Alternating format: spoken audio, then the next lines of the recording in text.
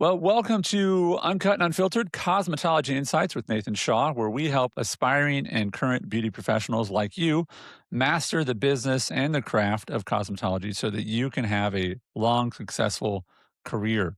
Your guide, as always, is Nathan Shaw. He's a dedicated educator, he's a working man's hairdresser.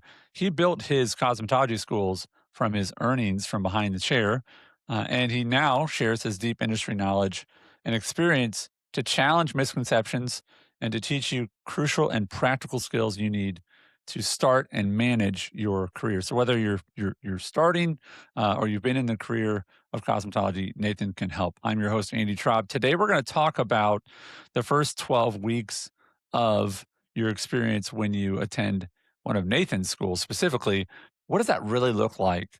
So Nathan, thanks for joining us. Happy to be here. Thanks for You having me. know the It is it Grease? Is that the Beauty School Dropout song? Is it I that, believe I believe so. okay, Yeah, I think alright. so. So it's sort of a if you said beauty school and you said, what's the next word you'd think of? And sort of if you interviewed 100 people on the street, at least maybe if they're over 40, they might say, "What word do you think of?" And they'd say dropout, right? So the idea for this episode was how do you avoid becoming a beauty school dropout? What can you do in the first 12 weeks to be successful?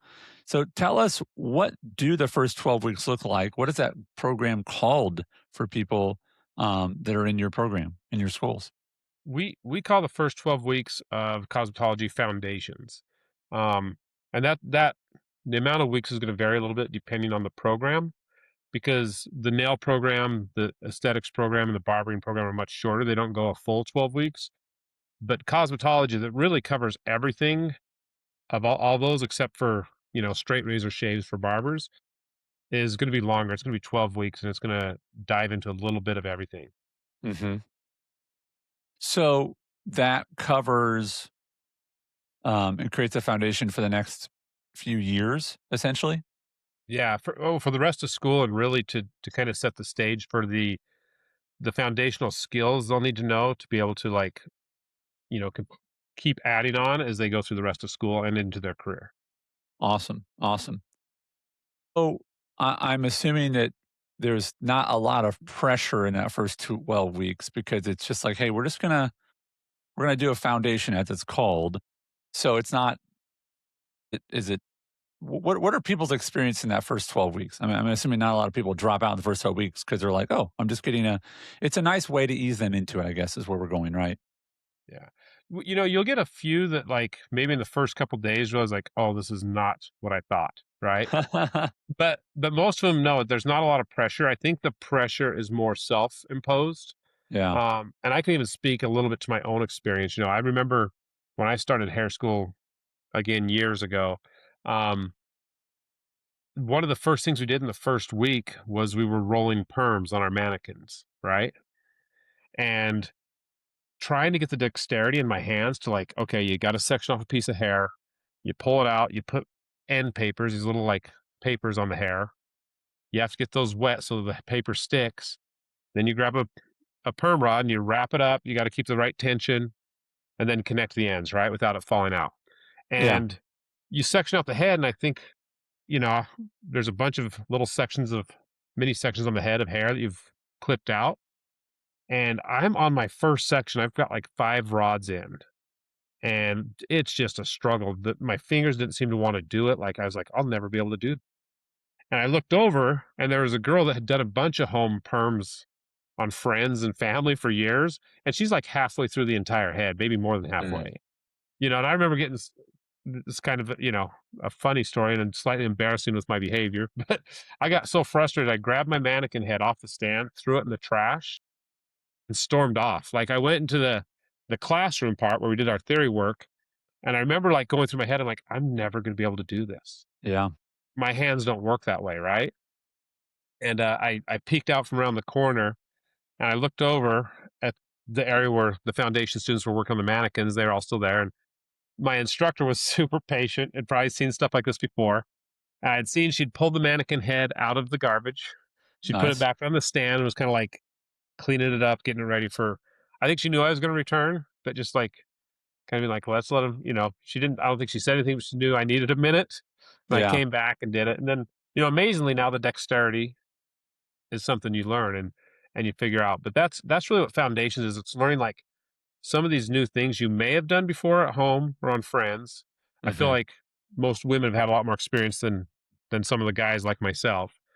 But then on top of it, it's like learning like the foundational technical skills that everything else is going to build on, so that when you start working with people, you're prepared.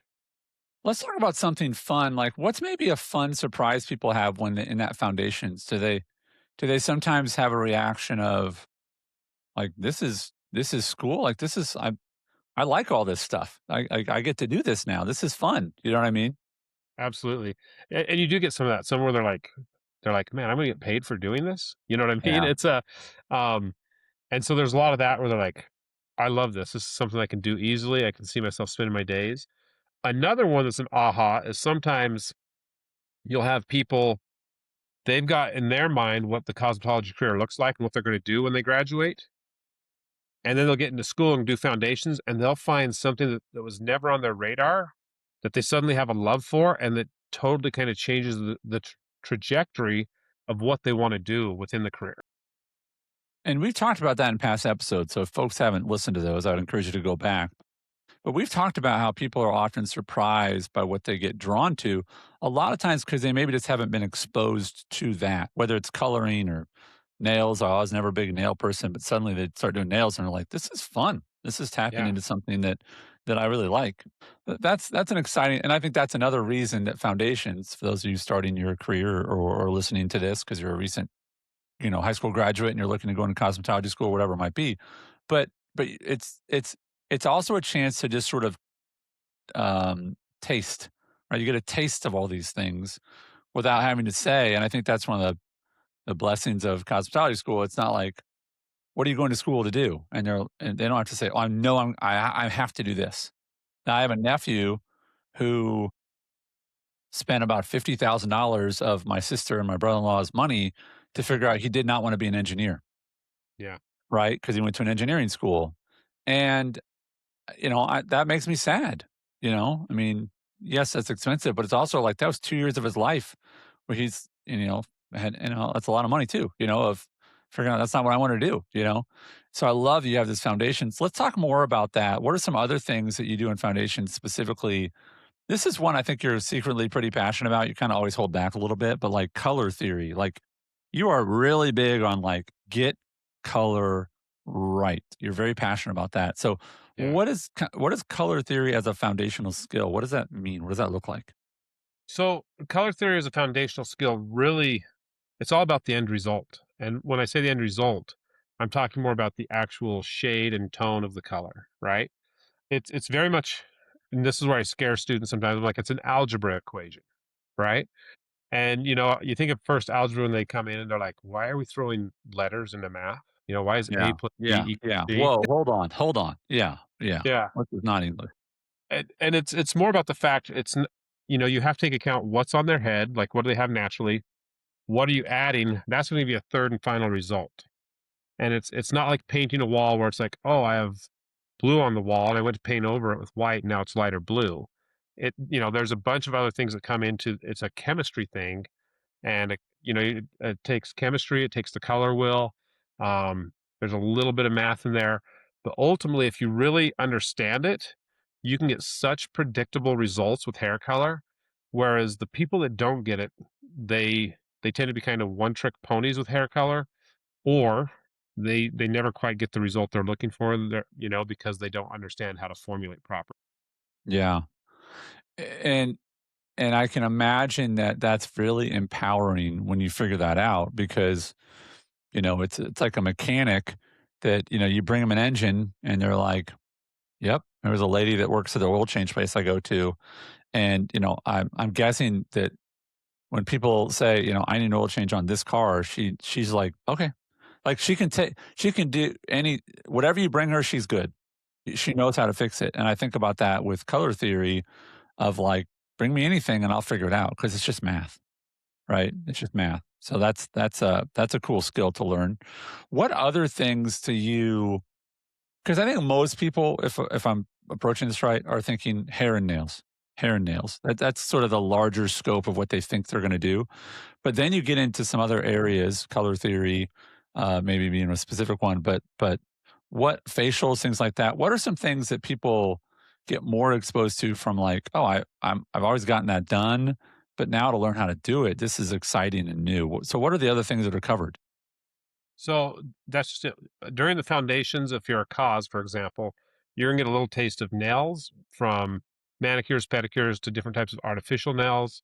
You're gonna go in that time. You're also gonna do skincare. So you're gonna do some facials, some waxing, uh, different microdermabrasions, some of the basics there. And then of course you get into the hair portion, and that's from coloring to cutting to styling to perms to formal hair or updos, as people like to call them. And it gives you kind of this wide array of the different things you can do or could do. And again, within that, sometimes you'll find people that like totally find a passion they didn't know they had. Yeah. Um, and partly I've owned waxing salons, so this is where I've seen it firsthand. But we've had people to wax professionally, you have to at least have an aesthetics license, but a cause, because they can do all of it, the cosmetology license can also do it. And we've had people that went through cosmetology wanting to do hair. And when that's all said and done, they're like, I love waxing. And they've made an entire career out of hair removal, just waxing. Right. And Wow. so it can really vary what they end up finding they love. So, Yeah. yeah. So talk about how you create a safe learning space. What does that mean for you as a person who builds and runs schools? I think it's really just about giving them the opportunity, especially in that foundations. It's like, hey, you're going to have some mess ups. That's okay. That's the mannequins are for. They're not going to cry when you cut the hair too short, or, you know, you, you remove too much hair or wax the whole eyebrow off or whatever it is, right? So I think it's giving them that safety to like, hey, let's learn this skill, practice on this mannequin, and then if you may love it, you may hate it, but guess what? We're going to move on to the next thing, and you might find a different passion there. And I think that's the part about safety is like you're going to find something that really draws out your passion. I think, and within that, you'll be able to kind of find your path, so to speak. For those who are listening, I want to encourage you to also think about this. I don't remember kindergarten being very stressful. It was just this safe place to sort of learn some basics, right? Even first and second, maybe like third or fourth grade, I had to start learning cursive. And I remember that being a little traumatic. Kids have to do that anymore. But maybe, math started to get a little hard in fourth and fifth grade. But that foundational time early in our education, if you think of it, other than maybe some trauma from the playground, you know what I mean? Yeah, It probably wasn't too hard. Not a lot of kids are failing second grade, right? It's because it's a foundational time, and I think that's what I'm hearing you talk about, and I want those who are listening to say, "Hey, it's foundations." I mean, you can hear sort of in Nathan's tone, it's like, yeah, you might take the whole eyebrow off, and that's okay. That's how we learn. Like, yeah, you put on too much whatever, or you pulled this too hard. You're like, yeah, don't do that again. You know what I mean? But you learn. You learned. And I would encourage those. And if you're a parent, you know this. I mean, when does your kid bring you, their drawing and you go, this sucks. This is horrible. That doesn't look like a giraffe at all. yeah, No, you right. don't do that. You say, good. Okay, well, let's try this. And I think that's what foundation sounds like to me. It's a safe place to go, okay, well, let's try that again and let's try to leave some of the eyebrow on, Yeah. Mary. Okay, all right, it's a safe place. So what would you say is something that if you're approaching this and someone's like, yeah, I want to pursue this, what is the most important mindset or if they could tell themselves one sentence every day before they open the door to go into that foundations for 12 weeks, what's something they should tell themselves before they walk in the door every day for 12 weeks about foundations? I think really just being open to what they're going to learn that day, like just coming in and saying, "Hey, I'm going to be open minded that like I'm going to find something or figure out something today, learn something I haven't done before." And while it may be clunky, it's something I can master. Just kind of like also having that confidence, like I'm going to be open to it and knowing that with practice I can master that skill. Because to my point with the perm rods, right?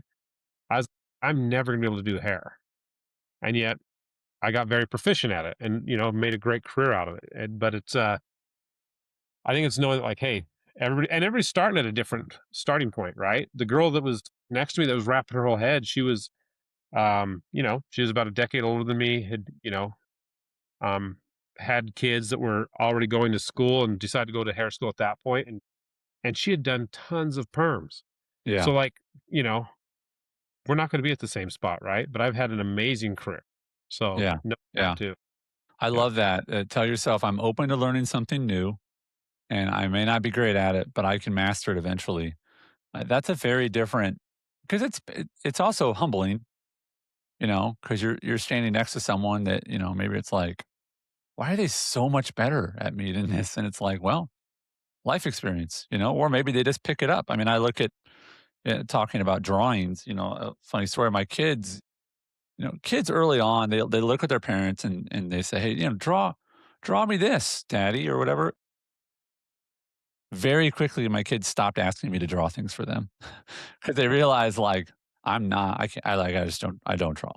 They're like, Yeah. never mind, we'll ask mom. But I could learn to draw. I just didn't. Right. But you got to be okay with not being, good at something for a while, but you will learn it. That's why you're going to school. Right. If you already knew it, why are you going to school? Right. So let's talk about after the 12 weeks, and you stuck out the 12 weeks. What should people expect to happen after the 12 weeks? How does it shift? After the 12 weeks, it's gonna switch because that foundations period, they've got usually a smaller group with a dedicated instructor that's just there to help them through learning all that basics and those foundational skills. And then, after that, they're going to do their theory every morning or however many mornings a week we schedule it, which is the book work. And then after that, it's going to be practice, right? It's going to those taking those things you've learned and using it on real clients in real time. Again, if they're not completely booked, they'll work on mannequins still and practice. But it's starting to execute those foundational skills at a more efficient level and just becoming, efficient and proficient is maybe a better word at those skills they've learned. Again, they're going to have instructors there to help them, but no one's like, now you're going to be able to like take those little foundational pieces and start to master them so you can Yeah. feel prepared. Can imagine, weeks 13, 14, 15, maybe through 20 or so, maybe longer. People are still like, I'm going to do that now. Like, people are going to come and I like going to touch their nails and like they're going to let me put these things on, or I got the scissors are in my hand and like I'm going to cut this. Like there's a period of, oh, okay, here we go, right? It's a little scary for people, right? Absolutely. I know I was terrified the first time. I'm like, I'm going to cut a real person's hair. Like, like I didn't want, so I'm like, man, if I mess up their hair, I don't want some girl crying or like, having a panic attack because I messed up her hair. And so that was a very real fear for me. But like realize again, you have the support of an instructor there and they'll help guide you through it. And then, you start getting a couple under your belt and you're like, I can do this. And it's really a confidence building time. But those first couple weeks, like say 13 through 15, 16, they're definitely a little bit more touch and go with your confidence, but you can get through it and then you start feeling better. Yeah, absolutely. Well, thank you for that, Nathan. And I want to encourage you, if you are interested in school, in this career, then I want you to go download the guide that Nathan and his team have created. It's free. You can get that. It's a link inside of the notes from this episode, wherever you're watching or listening to it. That's a great place to start. And there's several short videos with myself and really the head of the admissions program that we've recorded. It's very simple to watch, pleasant, and you'll really enjoy her, and you'll learn a lot about guiding yourself into making a decision about this career. So, Nathan, as always, thanks for your time and appreciate your wisdom. Appreciate it as well, Andy. Thank you.